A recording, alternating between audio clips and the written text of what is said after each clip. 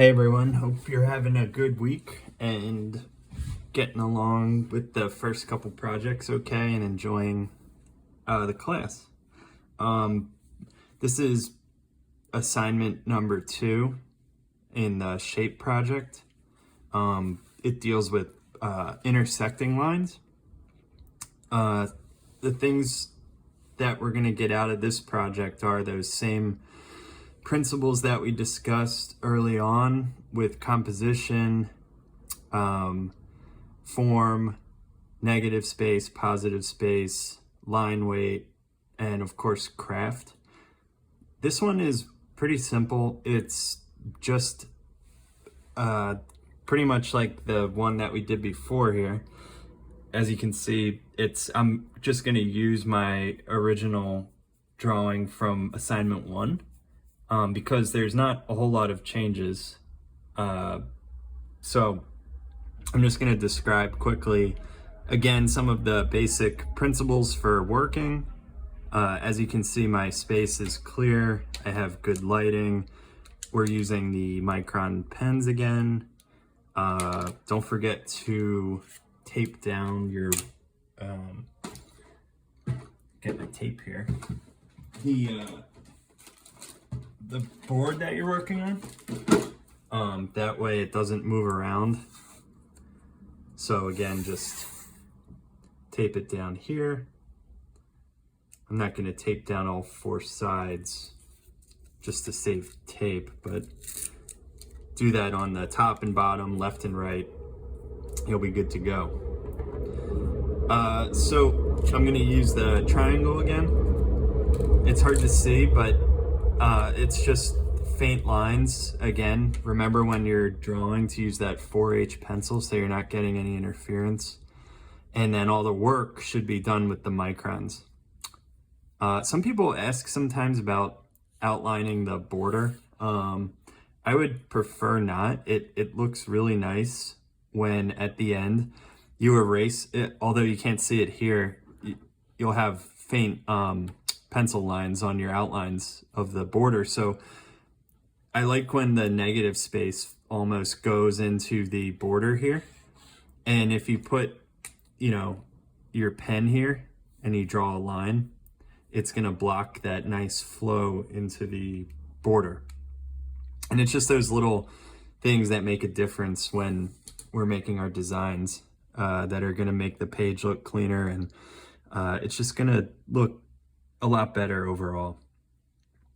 So again, use different pen weights, like the 3, the 5, the 8, the 2. I'm not sure which ones exactly you all have, but definitely the 3 and the 5. Break up the lines. So again, you can do variations. You could do a dotted line, right? Something along those lines. Pun was intended, unfortunately. I'm sorry. Put them closer together, further apart. Of course, thin and thick, right? And for this one, we're going to be intersecting. So that's my horizontal lines here.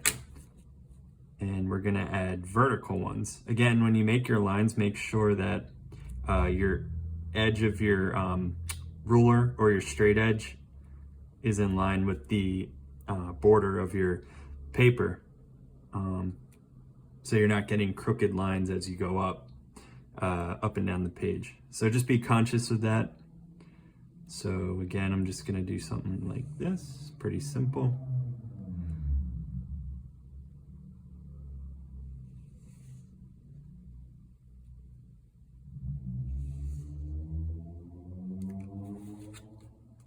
So the cool thing about this is you can start messing around with interferences and different sort of variations. One of the things that this does is it creates depth. So spatial depth is something that's going to be new when we start adding in a vertical and a horizontal. If you think of, in a real world example, a landscape or landscape painting or drawing, you know, some of the ways you get depth is by those horizontals and verticals sort of coming together, right? So, you know, if you could imagine this is a tree or a vertical form, like a building against a horizon line, just say, right? It's going to create that depth. So it's the same deal, except they're just abstract elements here. And the presentation is broken down to the fundamentals in black and white, triangles, shapes, and squares. So if you ever, you know, get discouraged or think this is plain or things like that, these principles will go into any art form that you choose to do ongoing. Again, I mentioned that in the lectures, but I think it's important to reinforce because sometimes it can just look like lines and shapes, which it is. But if you look at it a little more in depth, you could probably take these principles and apply them to a Da Vinci painting or something a little more varied than black and white shapes.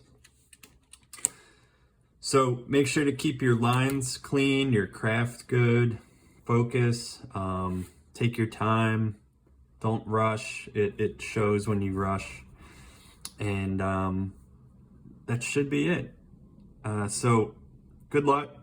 Same format and everything.